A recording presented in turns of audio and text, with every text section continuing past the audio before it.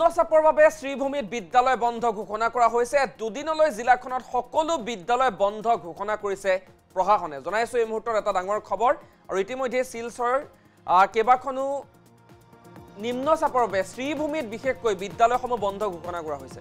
দুদিনলৈ জিলাখনত সকলো বিদ্যালয় বন্ধ ঘোষণা প্ৰশাসনৰ। সোমবাৰ আৰু মঙলবাৰে বন্ধ থাকিব বিদ্যালয়সমূহ। বৰাকৰ ভয়ংকৰ বান পৰিস্থিতিৰ বাবে এই সিদ্ধান্ত গ্ৰহণ কৰা হৈছে।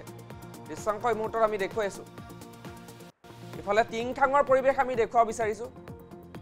টিংখাঙত বুঢ়ীদিহিং নদীৰ কালৰূপ সেই দৃশ্য এই মুহূৰ্তত আমি দেখুৱাই আছোঁ। বিপদসীমাৰ ওপৰেৰে বৈছে বুঢ়ীদিহিঙৰ জলপৃষ্ঠ। বাঢ়নী পানীৰ কবলত পৰিছে টিংখাঙৰ কেইবাখনো গাঁও।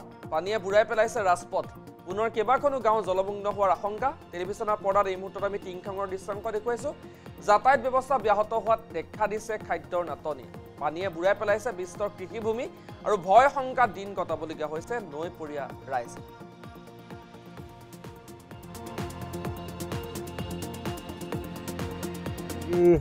জলৰ ভিতৰত সকলো এটা মাজুলী দুইফালে দুখন নদীৰ মাজত মানে এটা দ্বীপত থকা লেখীয়া হৈছে। আমাৰ আহিছে চৰকাৰে সুবিধা দিছে, কিন্তু বানপানীয়ে বহুতো আমাক সহায় লৈ গৈছে। যিভাগে ওখ কৰি দিব লাগে সেইভাগে আমাক ওখ কৰি দিয়া নাই। আমাৰ বহুত কষ্টতে আমি বৰ্তমান আছোঁ। যোৱা আগন্তত যিটো বানপানী হৈ গ'লে আমি মঠাইতে আমি খেলি পাতি থকা হৈছিলে। এতিয়া বৰ্তমান আকৌ এই চৰকাৰে কিছুমান সুবিধা কৰি শিল পেলাই দিছে, কিন্তু শিলৰ ওপৰেদি আকৌ পানী বাগৰিলে দেখিছে আপোনালোকে। আমাৰ 1 নং 2 নং বুলি আমাৰ এখন গাঁও মানে একে ভাতৃ আমাৰ দুখন মানুহ মিলি আছোঁ।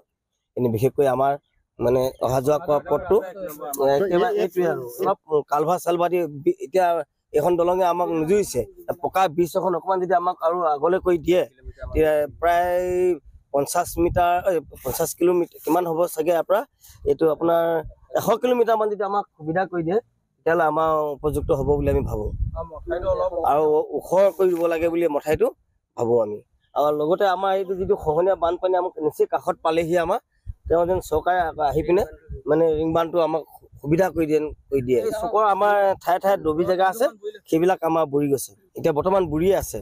আৰু পানীত যিটো কোবাল আহিছে, এতিয়া হয়তো নিশাৰ ভিতৰত আমাৰ গোটেই গাঁও মানে আজি ধ্বংস কৰাৰ সিদ্ধান্তই আছে। সতৰ্ক হৈছে ৰাতিপুৱাৰ পৰাতো নিশাৰ 6টামান বজাৰ পৰা আমাৰ গাঁৱৰ ৰাইজে গাড়ীবিলাক চব পাৰ কৰি একদম নি আছে। বৰ্তমান এতিয়া পাৰ কৰাই আছে।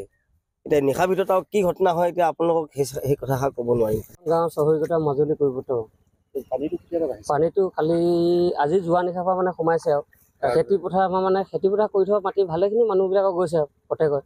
কচু আছে, কিছুমান আপোনাৰ দাংবডি তেনেকুৱা খেতি এইবিলাক নষ্ট হৈছে। মানে এতিয়া আমাৰ যেতিয়া হৈ যায় চৰকাৰে মানে এইটো পানীটো যেতিয়া এতিয়া এইটো মেটেল পেলাইছিলে বাৰু, মেটেলখিনি পেলাইছিলে এইবাৰতো গুচি যাব। চৰকাৰে মানে কি হ'ল এনেই পইচা কিছুমান পানী হ'লে মানে ঘৰ চৰ ডুবি গ'লে মানে তেনেকৈ কিছুমানক দিয়ে 2000 3000 সাহাৰ্য।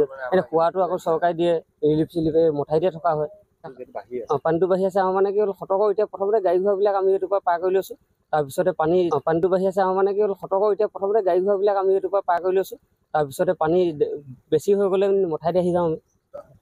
গোটেই সকলো মানুহ গুচি আহে প্ৰত্যেকেই আহে। মানে কি হ'ল অকল 10-15 মান বাচি থাকে মুখৰ আগত। এইটো স্কুলত থাকে, চৰৰীগতা হাইস্কুলত থাকে, চব মানুহ 260 ঘৰ মানুহ আমাৰ ইয়াত থকা হয়। আমাৰ মানে অহা যোৱা কৰা পথটো একেবাৰে এইটোৱে আৰু অলপ কালভাৰ চালভাৰ দি এতিয়া এখন দলঙে আমাক নুজুৰিছে।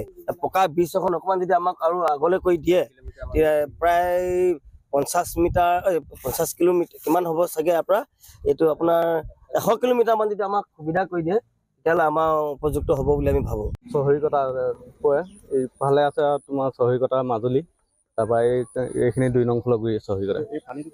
পানীটো কালিৰ পৰা সোমাইছে। ভিতৰ চাইডে বাৰু মানুহ প্ৰায় 2টা নামঘৰত, এটা নামঘৰত 115 ঘৰ।